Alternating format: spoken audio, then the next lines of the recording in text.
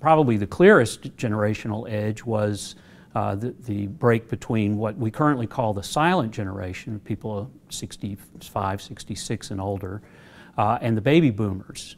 And that break occurred because of the return of many soldiers from World War II who started having families, and thus beginning in 1946, you have this baby boom with lots of new babies born.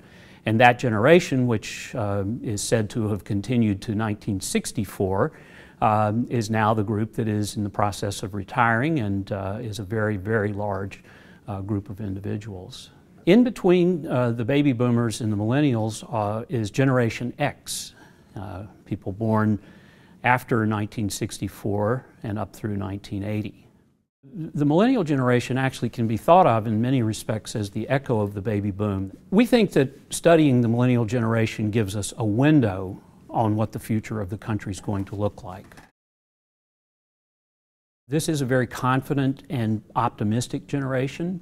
That's particularly interesting given the very difficult economy that this generation has faced in the past 4 or 5 years.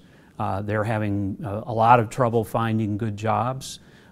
They have accumulated a lot of student debt because many of them have stayed in school or gone back to school because they couldn't get good job opportunities.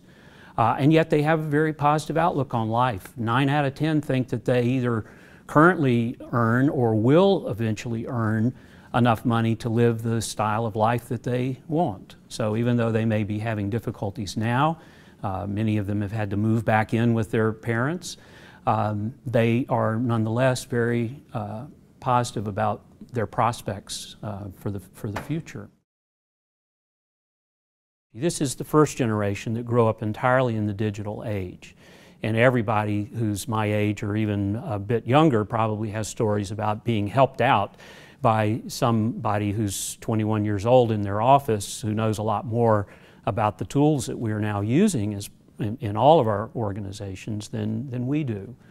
You know, but it goes beyond just familiarity with the tools. Some of it is simply a mindset about the utilization of technology in ways that the Xers and even, you know, the baby boomers and the silent generation just can't conceive of. So they're definitely going to be important in the adaptation of organizations and institutions to the full potential that technology gives. One of the characteristics that even millennials say is true about them and makes them distinctive is that they are very tolerant, socially tolerant. They're open to a variety of alternative things that maybe older generations are not. Now, some of this is probably characteristic of young people in general, but it seems particularly the case with this group, possibly a consequence of the already sizable amount of diversity that they have in their ranks. But it also extends to areas like family formation, to sexual relations and the like. This is a subgroup in our population that's much more positive about same-sex marriage, for example. They're much less likely to say that alternative kinds of families, single parents or same-sex couples raising children, they're much less likely than older generations to say that these things are bad for society. They either say they're good for society or they say that it really doesn't matter one way or the other. They're open to a lot of difference in society today.